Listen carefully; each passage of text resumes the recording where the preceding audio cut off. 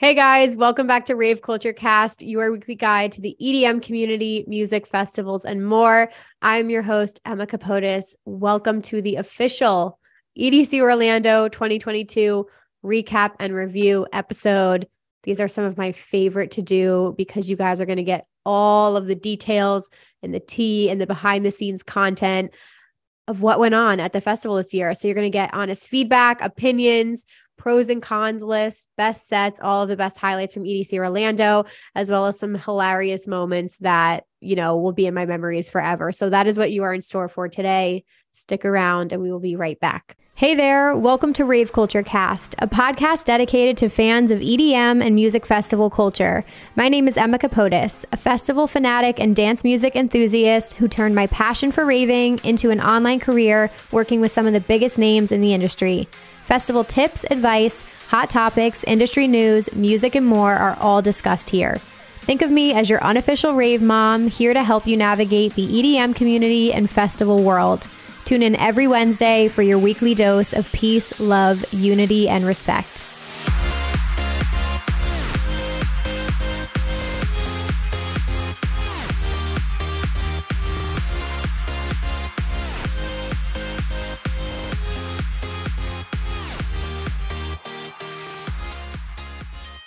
All right, guys, welcome to the episode.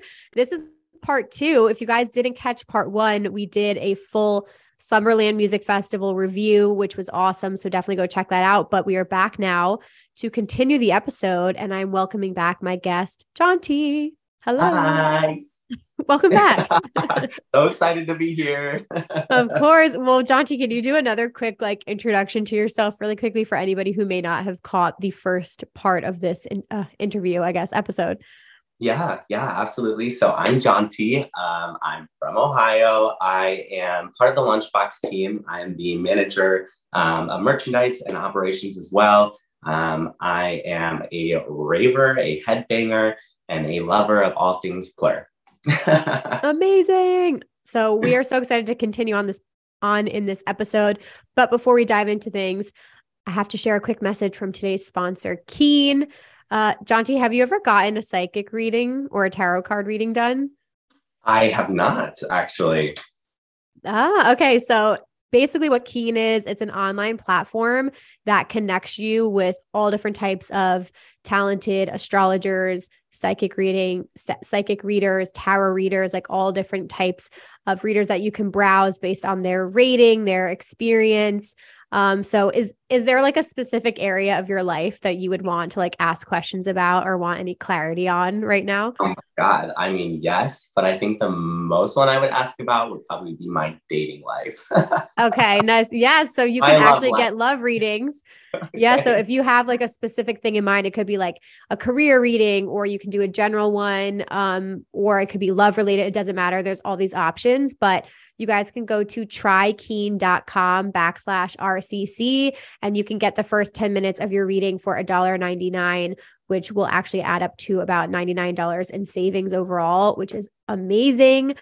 And again, you can browse through the readers and see who you like. You can base it around a topic, see their ratings and testimonials and all that good stuff. So you can connect with somebody that you really like. So again, we have a special deal for you guys. I will leave a link down below in the description box, trykeen.com/RCC. Get your first 10 minutes for $1.99, over $99 in savings, you guys. So go check it out. Jonte, if you check it out, let us know how accurate your reading is. Yeah, absolutely. I love it. All right, guys. So let's get into our EDC recap. So I want to start off by saying, Jonte, it was your first EDCO. So what expectations did you have going into it? Totally. Yeah. So I've been to Vegas before, and this is, like you said, my first EDCO, and everyone kind of told me it's basically Las Vegas just scaled down, and that could not be more accurate. It literally was that. And I actually preferred it because, in Vegas, it feels like you have to trek 2 miles to get to a different stage, where here it was very easy to kind of hop around to different stages, check out different artists. And that's exactly what we did. So I actually prefer the scale and the size of EDCO.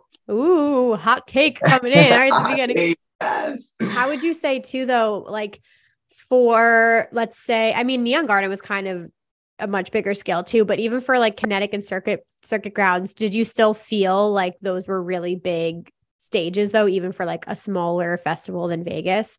Yeah, totally. I mean, it definitely had the exact same feeling, especially Kinetic. I do feel like they scaled down the stage of Kinetic, but it still held that value of just this massive, beautiful production. So I think it was a very similar vibe to Las Vegas.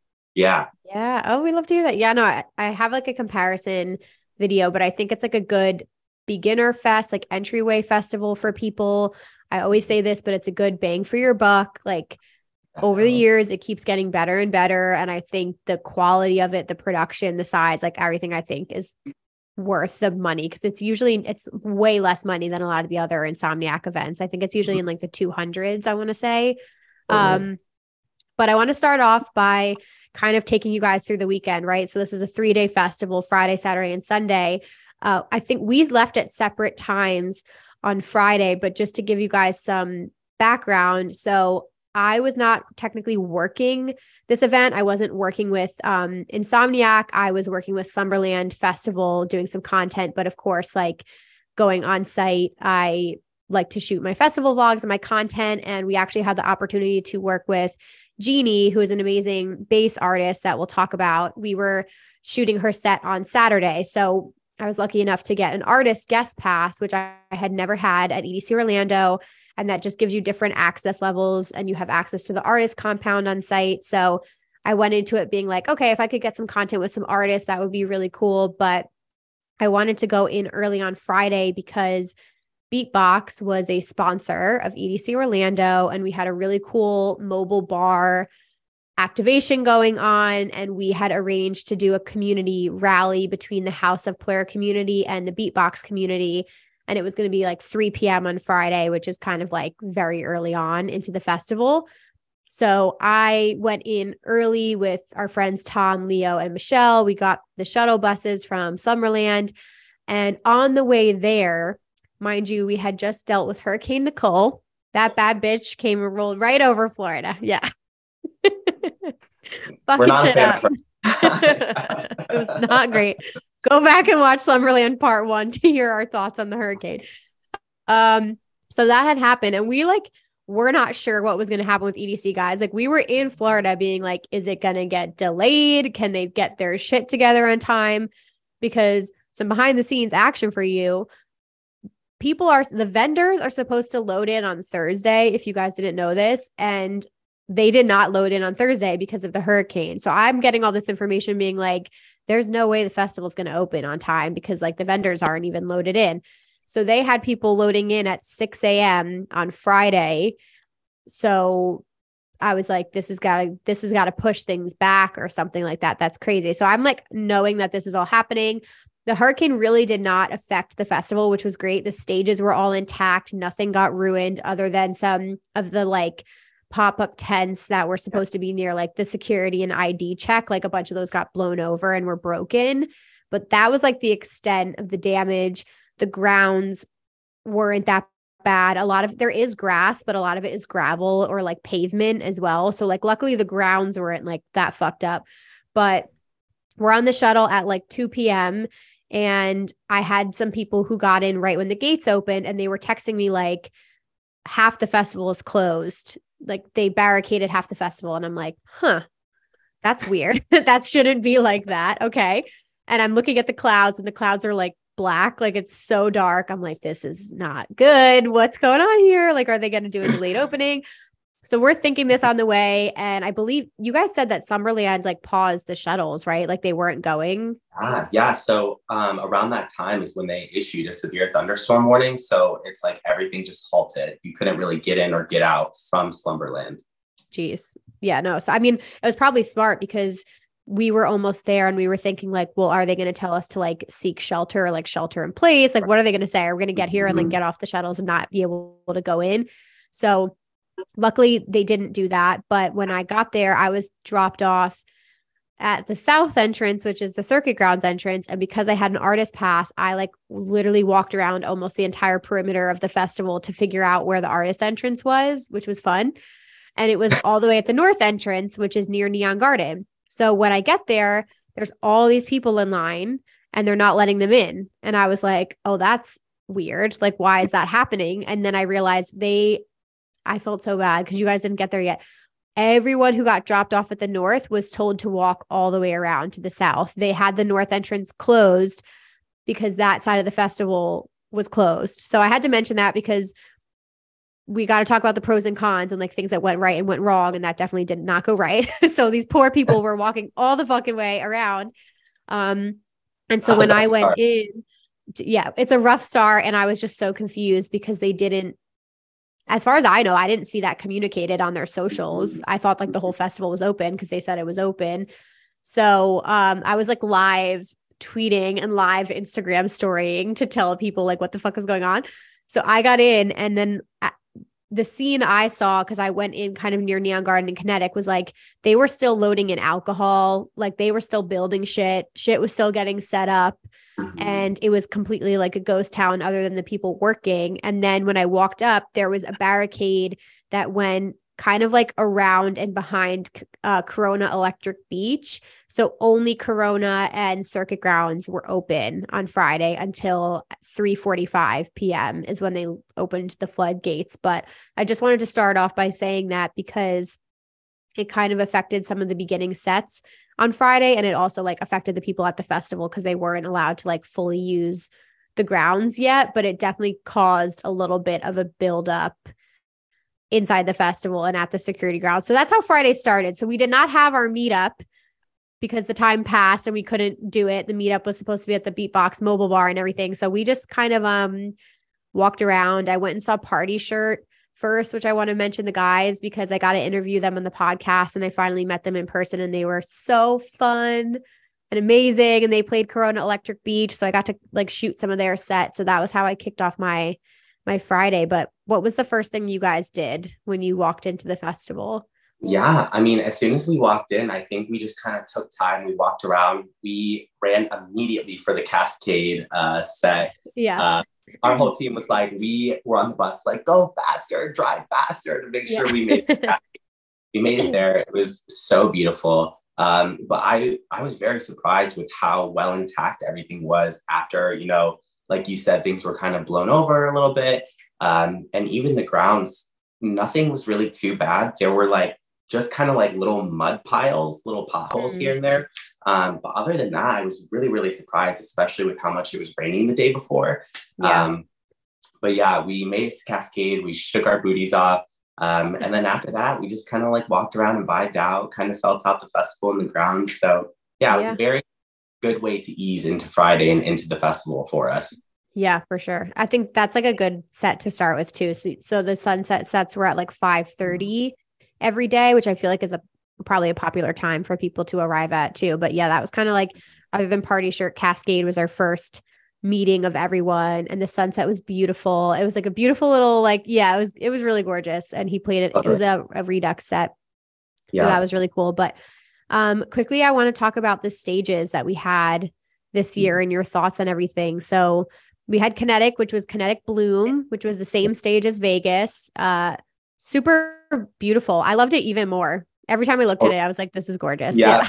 Yeah. Those girls that are like this on the side, you know? Yeah. Like, I literally just like stare at them. I'm like, it's just such a beautiful stage. Like always. And I feel like they're almost looking back at me. I'm like, oh my God. Yeah. I see you, you see me. It was beautiful. I don't know. I kind of feel like this every year because I don't spend that much time at main stage anymore at Vegas because there's so many options. But at Orlando, you spend more time. Yeah. And just like the lighting on it. They did the fireworks. They did the drone show again, which was cool. They put like EDC Orlando in the sky, which was really awesome. But yeah, I thought the Kinetic Bloom looked beautiful.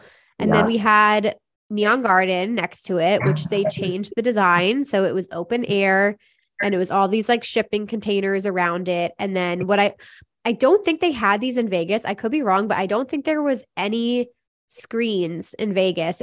It was just lighting, and these had screens on them, which I really liked. So there were some visuals, and I don't know. I really liked Neon Garden in Orlando way fucking better than I liked it in Vegas. 100%.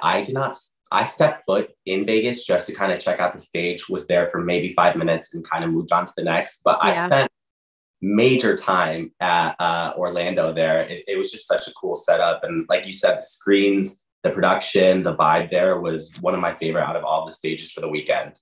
Yeah, I agree. The sound quality was so much better. I talked about that in my Vegas review, but kind of the wind fucked up the sound quality in Vegas, but sound quality was better. They had like a set of speakers like about halfway back. There was a ton of space. So definitely spent a lot of time there. And then Circuit Grounds, which is always a new design for Orlando. You always get a new Circuit Grounds.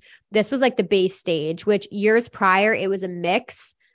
You used to have like house and stuff. Like that was not the case this year. It was like literally all bass all weekend. Jonte was there a lot more than me, but I thought the design was cool. It wasn't my favorite they've ever done, but I thought it was like a sick design.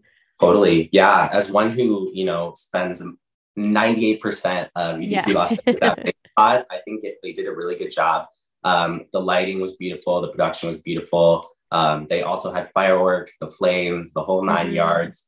And what was really cool about that stage is what I found personally throughout the sets, if you kind of went to the sides of the crowd and then worked your way in, there was enough space to get in and out. You could get as close as you wanted to. We basically could have walked up and made rail. Great vibes there. But I will say, as the night went on and more of the popular and well-known acts came on, it did start getting super, super crowded. I ended up getting super nervous at one point. And we made our way to the back of the crowd. I was just like, I can't do shoulder to shoulder, but overall it was a really good production. Sweet. Yeah, no, I'm glad you said that. Cause I remember you guys saying it got like a little crazy towards the end of it. I want to come back and talk about VIP in a second, but yeah, so you can see in the vlogs too, what the stages looked like, but it's a standout stage for sure. Yeah. The pyro was great. Then you had Stereo Bloom, which has been the same now for a couple years. I always say it's underrated. It was like all house music Saturday and Sunday. Friday was a trance takeover, which is always beautiful. And I love that they do that. But I spent the most time there on Sunday for Blue Clear and Matroda, but it's just one of my favorite stages. The sound quality is fucking incredible for a small stage. It's such a vibe. Totally. It's like more intimate because you're like in this smaller space. But I will say it was so packed for those 2 sets we saw on Sunday. So we ended up having to like move to the back for a little bit because we like really couldn't get that close. You know what I mean?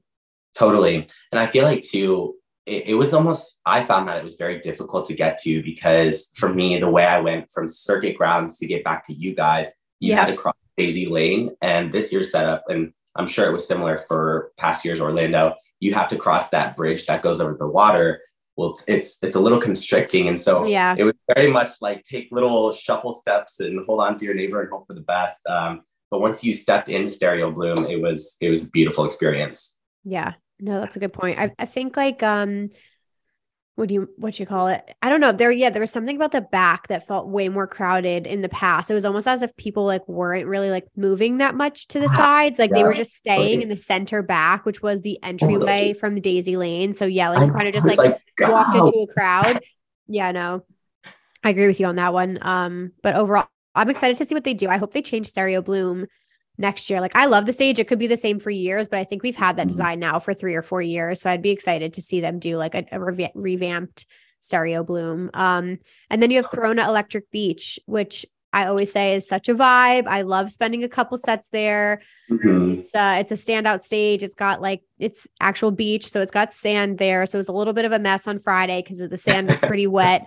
But there were some really cool acts that we got to see there. So when we ended the festival with Blue Clear back-to-back Matroda, and we were all together for that. So that was a vibe. For sure. And I will say, like, don't underestimate that stage. I usually kind of walk past it. I'm like, there's Circuit Grounds, there's Kinetic, there's all these major stages. And it is a smaller stage, but the vibes there are 10 out of 10. I've never gone there and had a bad experience. And so when we went there the last night, that was basically the only time that I went there. And it was one of my favorite moments from the whole weekend. I agree with you. Yeah, no, it's always fun. I had a lot of fun there last fall as well, but that's kind of it. There is the art car. I actually didn't go over to Pixel Forest area at all, or the art car at all. They moved it over to that area kind of off to the side. But I like could hear it from far away. And I know a couple like artists played there that I wanted to see, but you do have that option as well.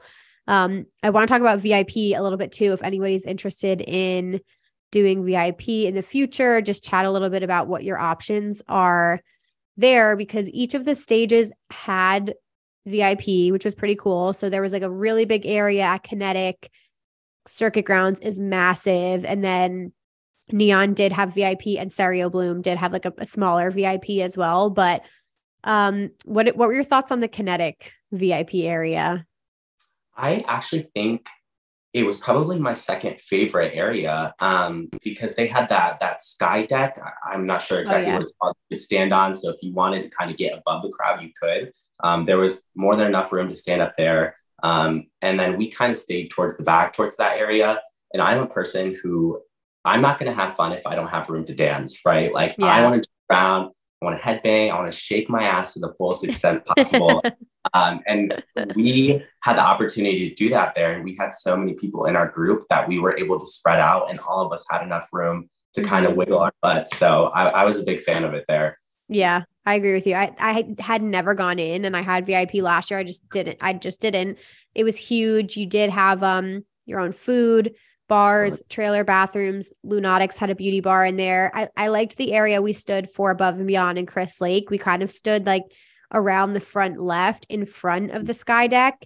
And yeah, great view, plenty of space. I think it was definitely worth it for that. The bathrooms did have lines a lot of the time, but they did move like relatively quickly. So that was good. And I know Beatbox, which always happens, ended up selling out in a lot of bars on Sunday, but there was one bar in VIP that still had them. So I was like, yes, that is a nice perk. But that area was cool. I think we collectively agree on Circuit Grounds having the best VIP area. I think that's probably your number one. Yeah, absolutely. There was so much space, so much room. There were like the best water refill stations in there. The bathroom lines were long, but they did move very quickly. And even the dance floor room, that was my number one. Again, spread out. And we were really, really close to the stage too. It was a great view. Yeah, it's my favorite every year. I love the Circuit Grounds VIP. It felt like they made it even bigger. Like it cut into a huge chunk of like the front right of the stage.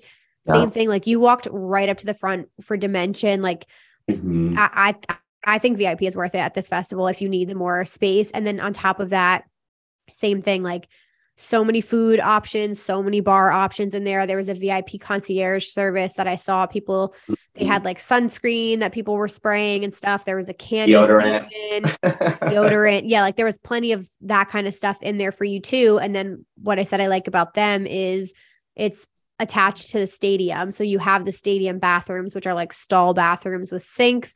I was in there like directing traffic like a rave mom because the women's bathroom kept getting like the line kept getting so long and people didn't realize like there was the front stalls and the back stalls and all the women were just waiting for the front. And I had to keep going in and being like back stalls, back stalls, back stalls, like stop waiting for the front ones. And then the line would start like moving. But I ended up doing a locker this year.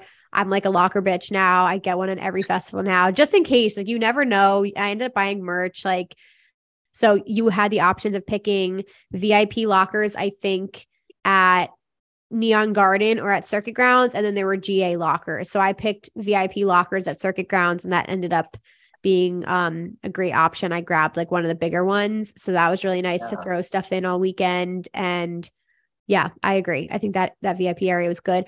The two things I'll say about Neon Garden. So I think they need to still work on the placement because it was all the way on the right side at Neon Garden. And most of VIP was behind the speakers and the shipping containers. So for like John Summit, we were like behind the shipping containers. So you couldn't see. And then the speakers were in front of you. So it wasn't that loud.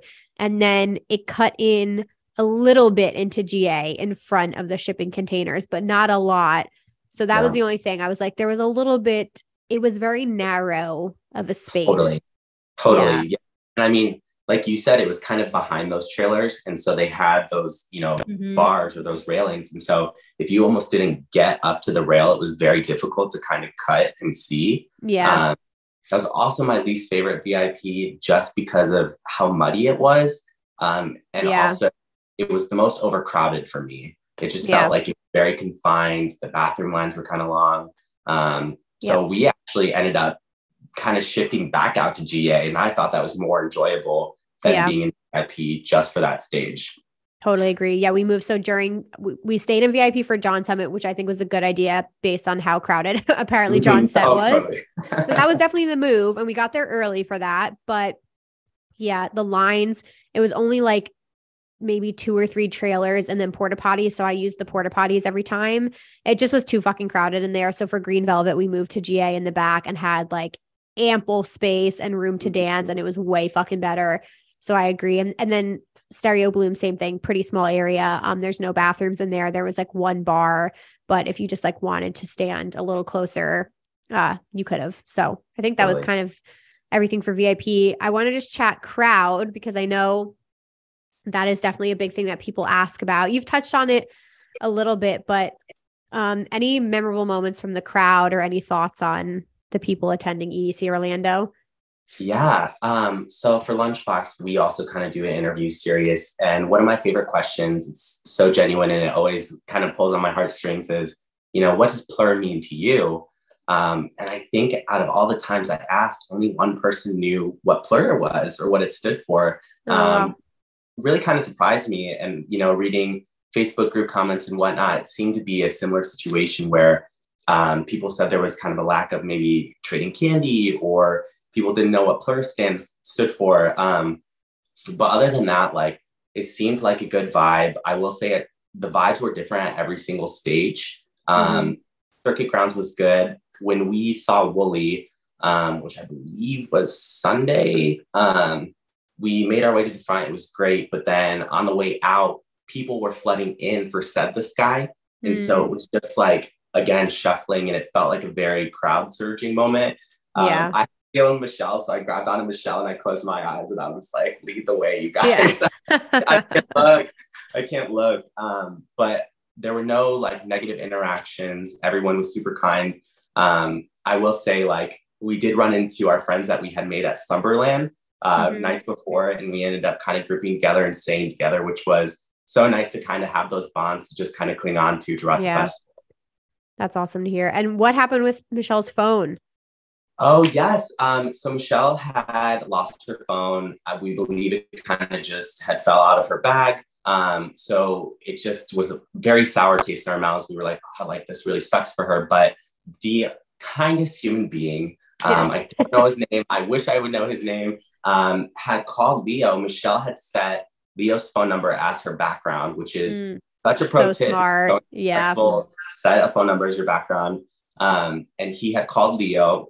I can't believe they had service. It was like, meet me at Pixel Forest. I have this phone, yada, yada, yada. So he ended up showing up, giving her phone. And he was like, I lost my phone at Lost Lands and I wish somebody would have done this for me. So I'm just someone else. Yeah, I was like, yeah, that's awesome. Oh my God. Well, here's the other thing on top. I mean, that is a best case scenario, but like we mentioned, like obviously we're involved with Lunchbox, but like this is why we 10 out of 10 recommend getting Lunchboxes because we had our meetup on Saturday and I ran into multiple people who all said they got theirs stolen or lost at Alice in Wonderland set at Kinetic on Friday, which usually like at Kinetic Field, that's the busiest stage. So that's where people get their phones stolen. I had friends who were just drunk or fucked up or whatever, and their phone fell out of their pocket or who knows what happens, but that happens and same thing. And it always surprises me. People are like, it was in a fanny pack or it was in my pocket. And I'm like, how have people not learned at this point? So we cannot recommend Lunchbox anymore, you guys. Code Capotis saves you $11 off your pack. Load up on it. We've got Snack and Sling as well. Discount codes will all be below, but cannot recommend an anti-theft bag more. I didn't have a single concern. I haven't had a single problem in the 3.5 years I've had this bag. And I think you can attest to that as well. But there was a lot of Lunchboxes at this festival, which was very cool to see.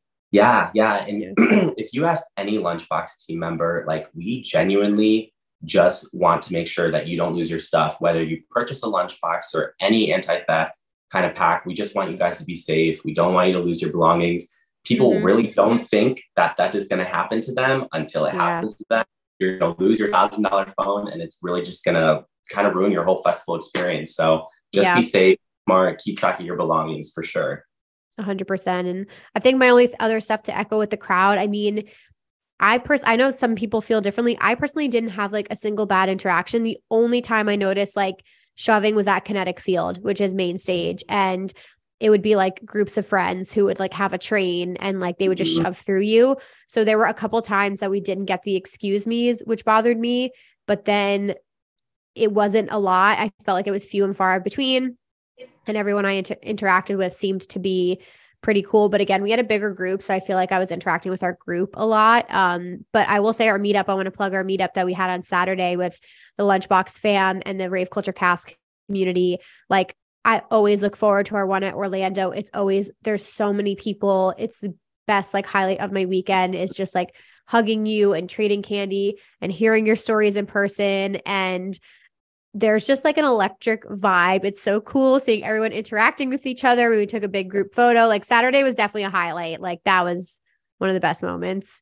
Yeah, absolutely. And, within the Lunchbox community and the Rave Culture Cast community, like people that you kind of chat with online or in the groups, like I had people I kind of, chatted with before who went out of their way, made me a custom perler and gave it to me as a gift. Like, it's that extra layer of friendship that is so easy and so minimal, but it literally means the most. It was awesome. 10 out of 10.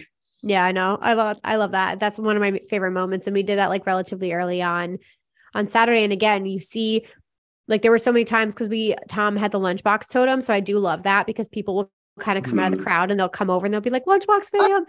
So that's always, it's like so fun. And again, just like running into people we met at Summerland at the festival, like our neighbors at Summerland, I got to run into them at Blue Claire and the Loyalty Lab members from Lunchbox. Like we hung out with them a lot throughout the weekend. So yeah, I don't know. I think the vibes are pretty good there. There's always stuff to learn, but that was really fun. I'm trying to think anything else. I know it definitely felt like there was a lot of trash everywhere. Like that people weren't doing the best job of like throwing things in the garbage. I did notice. Yeah. Yeah. It's leave no trace, you guys. Like for me personally, if I have a beatbox, if I have a can, I'll crush it on the ground and I'll throw it in my pocket, wait till I get to a trash area. I mean, when we left, it was just like it felt like I was stepping on a layer of trash, which is not the vibe, you guys. Not it. Yeah, we gotta work on that. One of my favorite moments for John, he told me about. So I've spoken about this before, but if you do drink beatbox at festivals, which you should, because it's the best option, bartenders are legally supposed to take the caps from you, which we know beatbox is like one of the best features is that you can put the cap on so you can drink it throughout the day because it's high in alcohol content. Yeah. So the first day, no one took my caps, but I think it was Saturday or Sunday they did. And we usually carry extra caps in our bags. So if you pregame with them, save your caps and put them in your festival bag for later because it will save a life. And what happened to you with those guys? Yeah. So when we were standing next to the beatbox, kind of the tent that was going on, I saw this group of guys walk over and they didn't have their caps on their beatboxes. And the one guy was actually wearing a beautiful custom outfit that he made himself. It was covered in rhinestones. And I was like, I love your outfit, got to chatting, and more of his friends were coming over with beatboxes without lids. Well, in my lunchbox, I usually carry like 10 extra lids going into the festival. And I was like, would you guys like lids for those? Because me personally, like I need the lid to jump around. Like that's what I love about beatbox too. Yes. Yep. And they were like, oh my God, like, do you have extra lids? And I was like, I got you. Whipped around my lunchbox and a small cap. And it really just like kind of made their day. Like they were just so awesome energy. But carry beatbox caps with you. And if you see a lost cap, pass one out.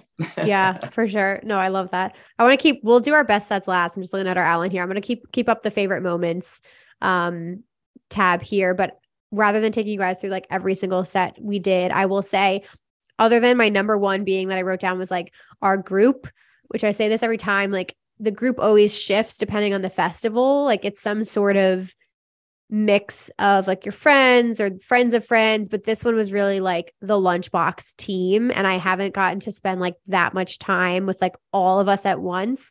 So for me, one of my favorite moments was just like doing Summerland together, hanging out in our hotel rooms, and then just spending time and like hanging out with each other, like was the best. And I felt like I got even closer to everyone at this festival. So that was definitely a core highlight for me. And then like Jonte's not the biggest house head. So like him being open to coming to the house set, and like Caroline and Meredith seeing some people for the first time, like they enjoyed Matroda set. So it was like fun introducing people to new music too. That's like one of my favorite parts for sure. Yeah, absolutely. And I want to speak to this too. I was posting in my socials all weekend, and it was a lot of house music, and I was, definitely enjoying it. My sister calls me and she was like, "Did you actually enjoy it?" And I was like, yeah, like surprisingly, yes. Chris Lake, man. Yeah.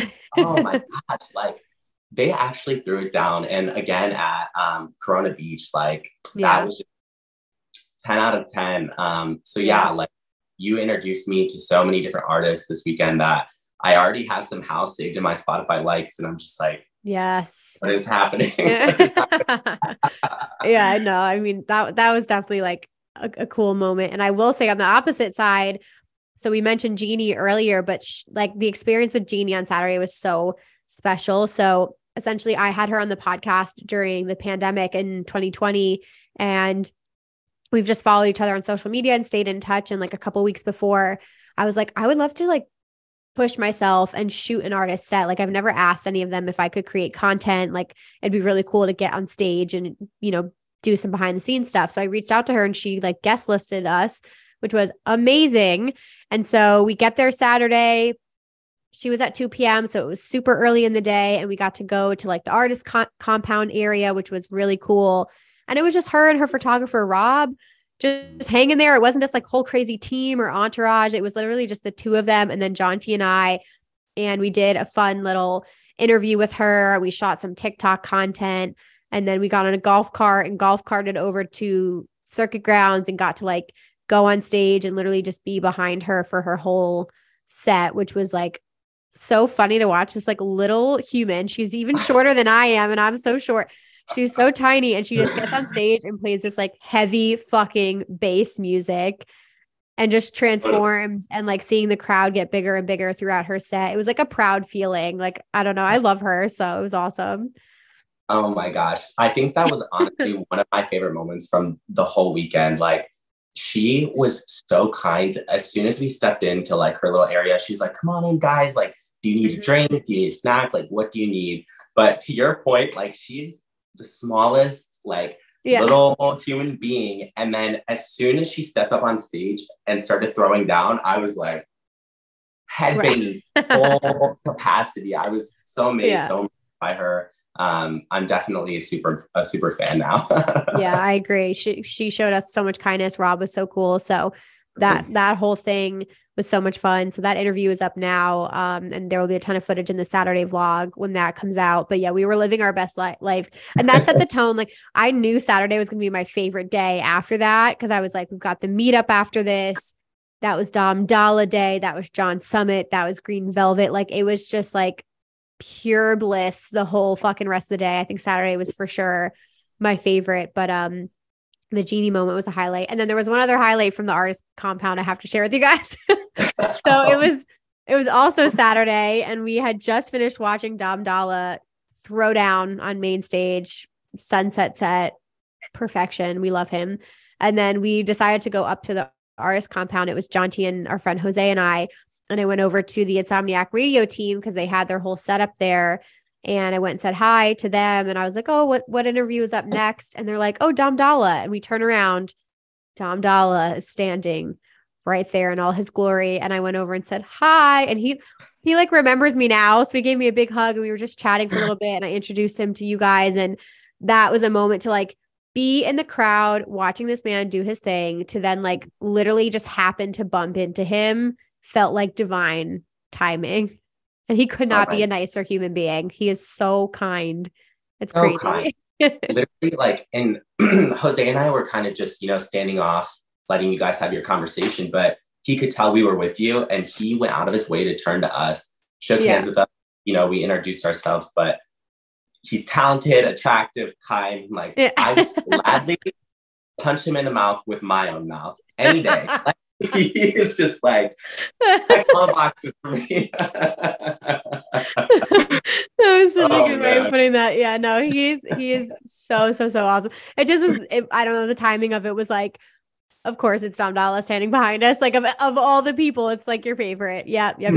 So that was just, that was really, really special. And like, it just goes to show you it's cool. I don't know. I had a pinch me moment at EDC Orlando where I felt like really proud of myself. Cause I was like, I just kept bumping into people back there. And I was like, a year ago, you probably wouldn't have known any of this people. And like, look how far you've come. Like, look how many relationships you've made. And I love sharing that with you guys too, because then you see a whole different side of the festival. And it is like, it's different than the fan experience because now you're kind of like seeing the behind the scenes and this whole other world is happening during the festival that you don't even know about. You know what I mean? Like there's all this networking and like all these other things going on like behind the scenes. That's pretty wild to be a part of as well. So yeah, I don't know. It was a cool experience overall to kind of like juggle between both worlds. But I love how the next thing on my notes is anal wheel.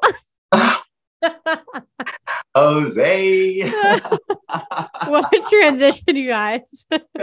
So basically, we just got a couple more stories left here, but basically Jose is the most ridiculous human being on the planet Earth and like that man's mind. But they had like this wheel that you can like write things on and they were using it for their interviews and they were writing questions on it. And then they like wiped it all off. And at the end of the night, I think we were at Dom Dalla's set, I'm pretty sure. And Jose just starts writing on each of the like wheel slots. He just writes like anal, BJ's, anal, like all these like inappropriate things. And then he's like holding it up in the crowd and having people like spin the wheel to see if they get like anal or BJ's. We're 5 years old, by the way. I know. So we were dying laughing at that because people were like, I got BJ's. Great. You're a winner. You won.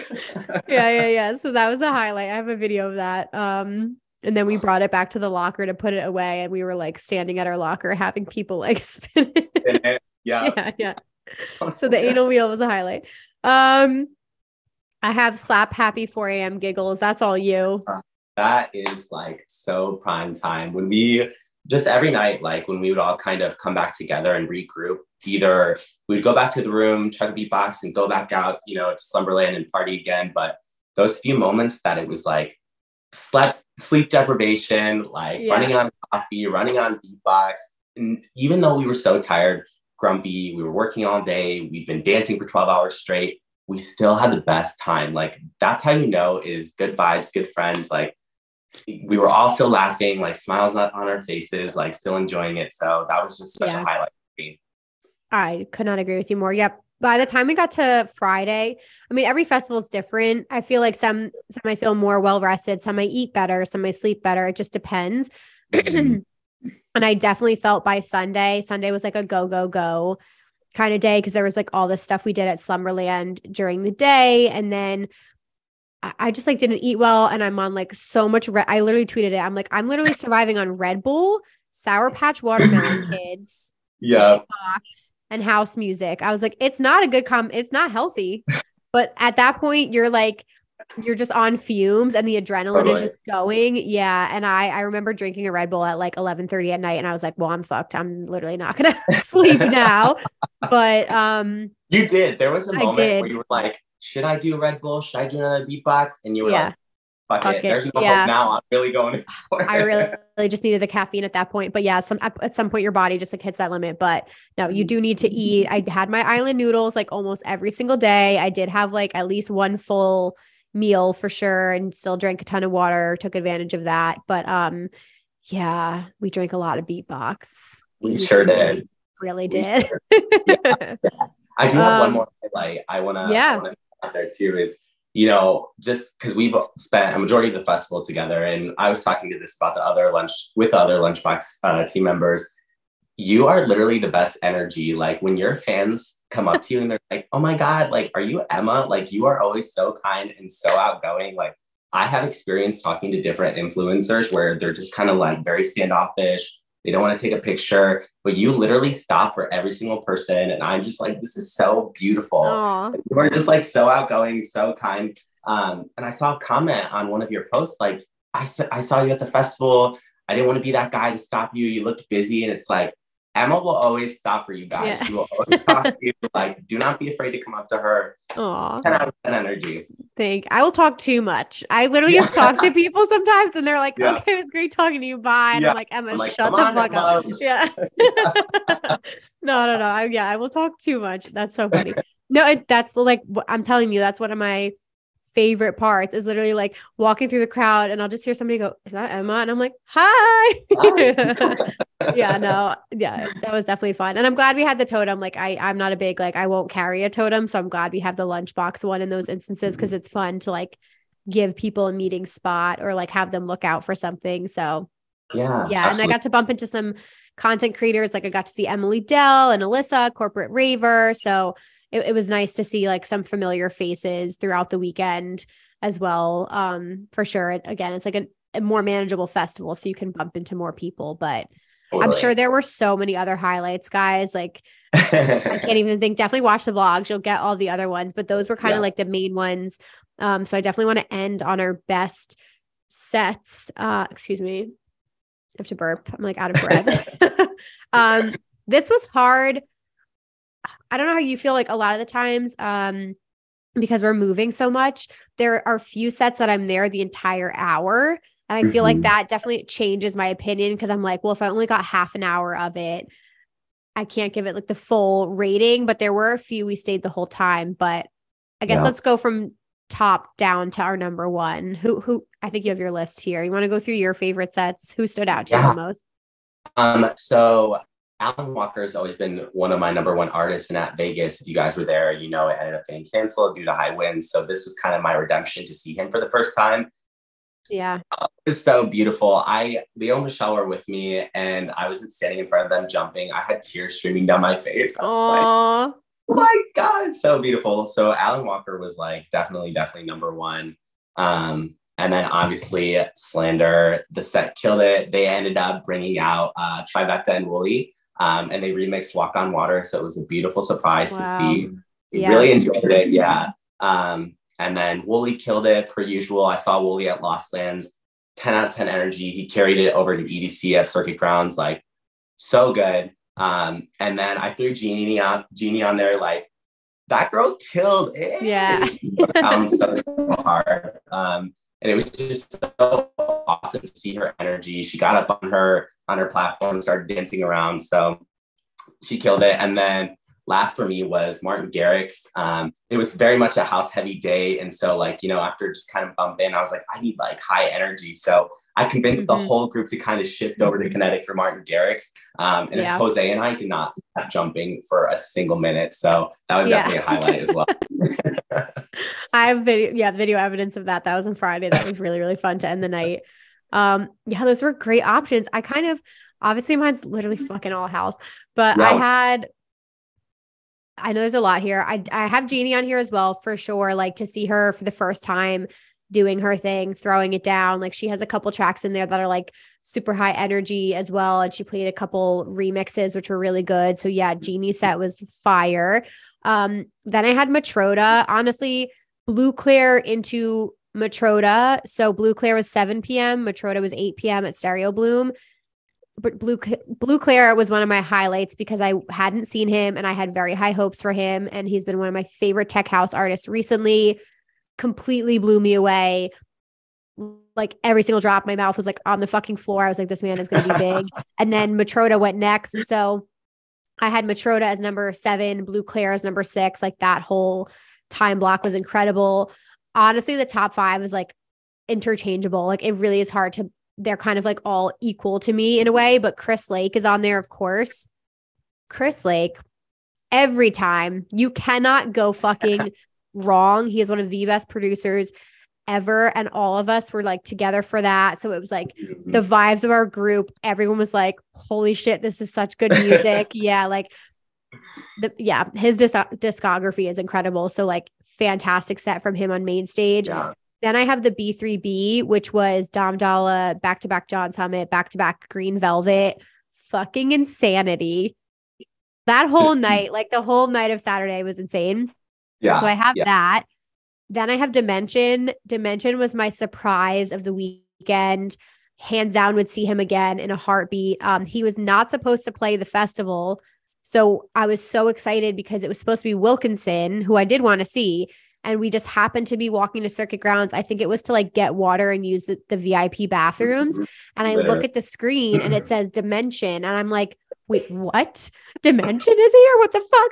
And I'm like, guys, scrap the plans. I'm telling you, like, just trust me. We got to do this. And it ended up being like, all of us were like, what the actual fuck?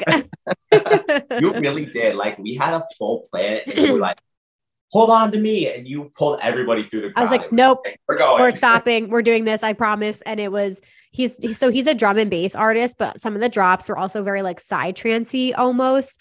I was dancing my butt off the entire time. It was so high energy. Jose's face was like, who the fuck is this guy? This is insane. Fantastic. I hope he releases that set. And then my top two, Dom Dalla and Green Velvet. Like, Green Velvet played one of the best sets I've ever seen. I think all of us were like floored for that hour and a half he played. And then that went straight into the B3B. So like that span of 2 hours was some like the most fun I had the whole weekend. And then obviously Dom Dalla's Sunset set. Like, I love that man. Can't go wrong. Like dancing, shuffling my little booty off the whole time. Yes, you were. Yeah. If you get a chance to see Green Velvet, do yourself a favor and see him. The man is very smooth. So all the sets are incredible. I hope they start releasing some on, usually it's up to the artist, but some of them will release them on YouTube. So I really hope we get some of these sets released because they were really, really incredible. But I think that's everything, guys. We've made it to the end here. There are plenty of other stories and moments that I'm sure we're missing out on, but would you go back, Jonte? Definitely going back. Yeah. 100,000,000% going back. And it is such like a doable festival. And it's immaculate. So that will probably be like a core one for me every single year. Yeah. See, that's what I say every year. I'm like, I've done it 3 times now. And I'm like, it just is, it's that, I don't know. It's that good. That's how I feel every year. I'm like, well, we always have to slot in EDC Orlando because it's not that far. It's not that expensive. It's super manageable. The music is like, fucking fantastic every time. The production's amazing. Like, I don't know. I mean, we didn't touch on transportation too much. We talked about it more in the Slumberland review, but traffic this year was pretty bad leaving the festival, I would say. Getting there, not bad at all. So there are options for transportation, but yeah, I don't know. I feel like it's a pretty manageable festival. So yeah, I will definitely be back. We'll see. I'm like, next year I may take a break to do Seismic because I really want to experience Seismic dance event in Austin, but EDC Orlando, like I will recommend to you guys every year. I think it's a fantastic event to add to your bucket list at some point. 100%. Definitely. Yeah. But I'm going to end it there, you guys. We're going to skip EDM news this week because this was a jam-packed episode. But Jonte, where can everybody connect with you? You can follow me at Jonte Paviel on Instagram and YouTube. Hell yes. Okay. I will link everything down below for him and all of his festival vlogs and everything because he's vlogging now. And yeah, you guys know the drill. If you liked this episode, a couple things you can do since this content is for free. Check out the links. Go check out Keen. Try keen.com/RCC. Connect with us at Rave Culture Cast on all of the platforms. We've got Facebook groups, Discord, all the fun things. So come join in on the conversations over there. And this will be up on YouTube and all the platforms for you guys to enjoy. And I think that's it. Have a happy Thanksgiving. It's Thanksgiving week, I'm pretty sure. So enjoy your Thanksgiving, guys. And we will see you soon. Bye, guys. Guys.